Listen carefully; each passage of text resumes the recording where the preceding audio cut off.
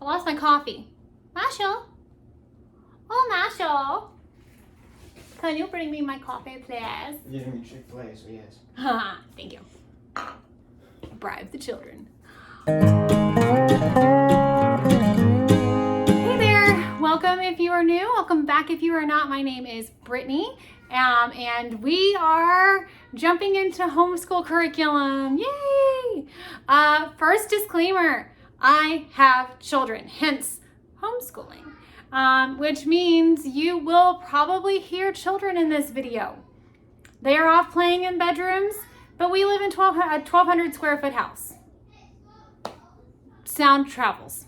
So I am going to do, so this is going to be a 3-part series, I think, or two or three. I'm not sure. I will probably put something down here saying whether it's 2 or 3. The reason why is because it depends on how long my next section will be, because today we are talking high school. We're talking 9th grade, my 9th grader. I also have an upcoming 2nd grader, upcoming kindergartner, and then one who is turning 3 at the very beginning of September. So she will be doing very, very light preschool. Okay, so I'm just going to get straight into it. So we have been homeschooling. I have been homeschooling my oldest since he was like I pulled him out in February of his 2nd grade year, and he is going into 9th grade now. And so we've been homeschooling for a minute. I think this is year 7, right? That'd be year 7. Yeah, we are starting up year 7 because we did some light homeschooling whenever I first pulled him out of 2nd grade. But really we jumped in when he hit 3rd grade. We did a lot of deschooling that first year, the first couple of months, and then we jumped in whenever he was going into 3rd grade. And so I have figured out a lot of what I like, what I don't like. I have tried all of the curriculum and researched all of the things. So we're gonna just jump straight into it. Okay, so what you'll learn about me, I am not the most organized person in the world. I thought I had all of my stuff together. Definitely did not. So now I've got all of my books, so here we go. So starting out with science. So this year he is doing biology from Master Books. This is the book. This is the student textbook. And then you have the teacher guide. If you've never done Master Books before, in the teacher guide is where all of your worksheets and stuff are. He is also going to be doing the master's class from Master Books. Since we are getting into high school, I am not the world's best with experiments. They are not, like experiments, crafts. I'm not that kind of a mom. I want to be, but I'm just not. And because I don't trust myself to actually do everything that we're supposed to be doing with the biology, he is going to be doing the master's class. We will not do all of the projects. I will probably go through and have him pick out 3 or 4 experiments to do for the whole year. And so we will count the videos where they are doing the experiments, and then his hands-on experiments that he's doing as his lab class for biology. For math, we figured out for him what finally works. Math has been a struggle with my oldest. We have had a hard time finding something that really worked well for him. And last year we tried Math UC and he loved it. Math finally clicked for him. It made sense. And so this year we are continuing on with Math UC with Algebra 1. He is finishing up pre-algebra. We did not finish completely because we have 2 more weeks in the summer. He has about a week's worth of math. I figure that's probably like a good easing back into school. We will finish up his pre-algebra these last 2 weeks of summer, and then he will work on his Algebra 1 starting at the beginning of August. History is going to be kind of funky for him this year because I like for him to sit with us I like doing history as a group, and I didn't want to stop that just because he's going into high school. So we are going back to Mystery of History. The only thing I didn't like about Mystery of History before was it was very plain, but the new books, The new books are all in color. And so I feel like this is going to be a lot better as far as just more engaging. Take a break, is what you're asking? Yes. In addition, the last time I tried to do Mystery of History, I didn't really have a good understanding of biblical history and how it tied into world history, and now I do. So I feel like I am just ready to jump back into Mystery of History and pull more things into it. I like to use something as our spine, and then I like to pull in read alouds and different videos I find online. Sometimes the crafts, like I said, not a big craft mom, but yeah. So I want him to sit with us. So he will be sitting with the reading. He will not be doing a lot of the activities or the things they have for high school this year, because I really thought it was important for him to also do American history.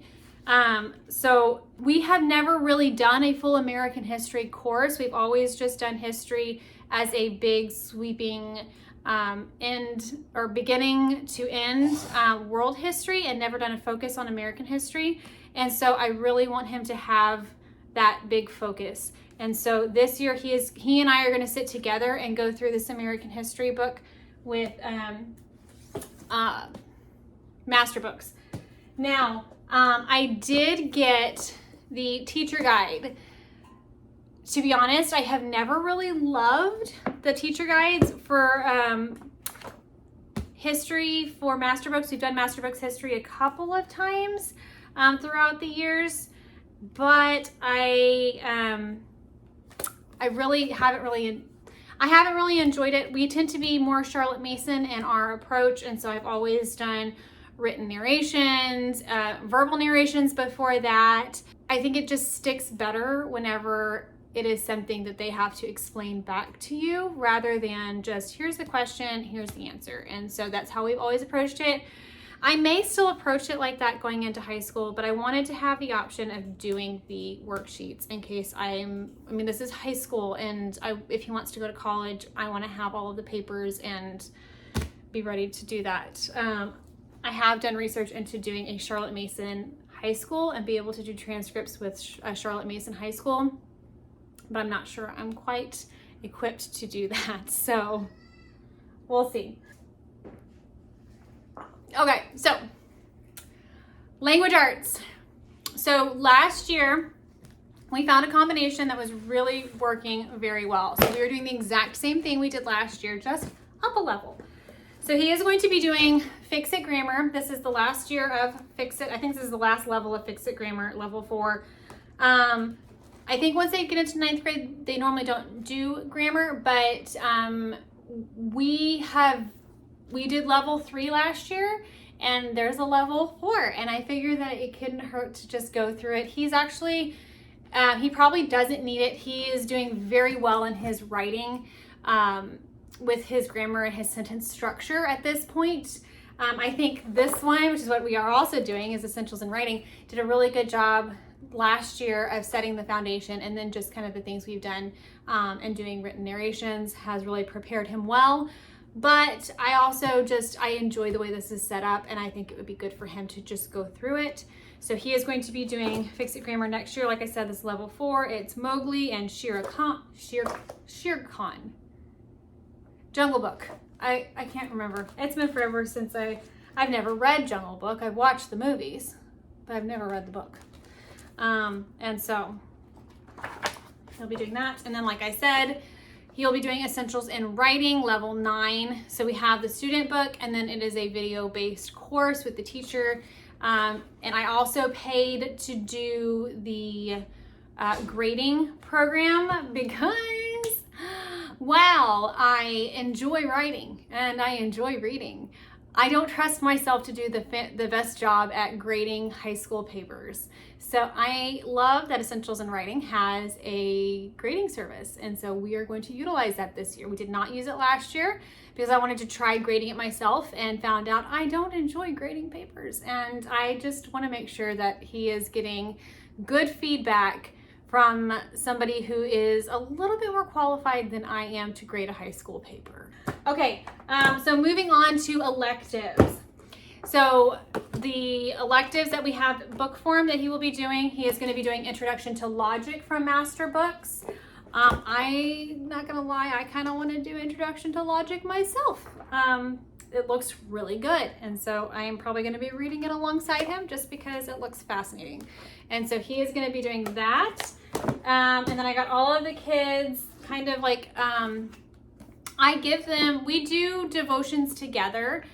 They also have individual reading plans. My older kids, as they're coming up, have reading plans that they work on through the Bible. But I also saw these on Master Books and it looked really good. So Matt is going to be doing Foundations in Worship.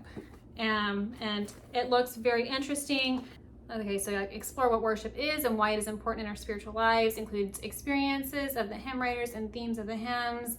And lessons walk you through the hymn verse by verse with scriptural ties. And so it just looked really good. And so I'm gonna have him do that this year. He's thought about starting to learn a foreign language.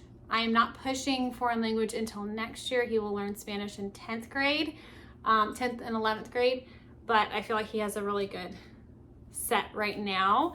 And we will reassess if we ever decide at 9th grade that he needs to be doing a foreign language. But right now I feel like this is a heavy enough workload that we can do foreign language in 10th and 11th grade and it'll be fine.